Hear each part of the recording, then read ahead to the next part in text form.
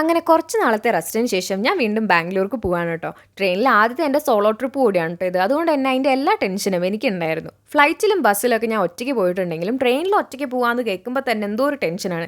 May be നമ്മൾ ട്രെയിനിലെ crimes ഒക്കെ ചെറുപ്പം തൊട്ടേ ഇങ്ങനെ കേട്ട് വരുന്നതുകൊണ്ടായിരിക്കും. എന്തായാലും റെയിൽവേയുടെ ഹെൽപ്പ് ആപ്പൊക്കെ ഞാൻ ഡൗൺലോഡ് ചെയ്തിട്ടാണ് കേട്ടോ പോകുന്നത്. പിന്നെ കുറച്ച് കഴിഞ്ഞപ്പോൾ ഞാൻ ജസ്റ്റ് ഒന്ന് കംഫർട്ടബിൾ ആയി, ടെൻഷനൊക്കെ ഒന്ന് കുറയാൻ തുടങ്ങി കേട്ടോ. പിന്നെ നമ്മുടെ അമ്മ ഉണ്ടാക്കി തന്ന സ്നേഹം തുളുമ്പുന്ന ഫുഡൊക്കെ കഴിച്ച് ഒരു കോഫിയൊക്കെ കുടിച്ച് ഞാൻ ട്രെയിൻ ജേർണി എൻജോയ് ചെയ്യാൻ സ്റ്റാർട്ട് ചെയ്തു. പക്ഷെ അപ്പോഴും ഞാൻ വിചാരിച്ചത് എന്തിനായിരിക്കും ഞാൻ ഫസ്റ്റ് ഇങ്ങനെ ടെൻഷൻ അടിച്ചേ, വെറുതെ ആവശ്യമില്ലാണ്ട്.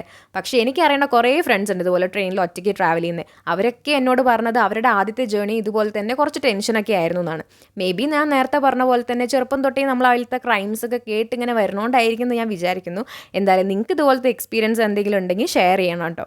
അപ്പം ഞാൻ വിചാരിക്കുന്നു ഇൻ ഫ്യൂച്ചർ എങ്കിലും എല്ലാവർക്കും അവരുടെ സോളോ ട്രിപ്പ് എസ്പെഷ്യലി ട്രെയിനിൽ ടെൻഷൻ ഇല്ലാണ്ട് എൻജോയ് ചെയ്ത് പോകാൻ പറ്റട്ടെ അല്ലേ.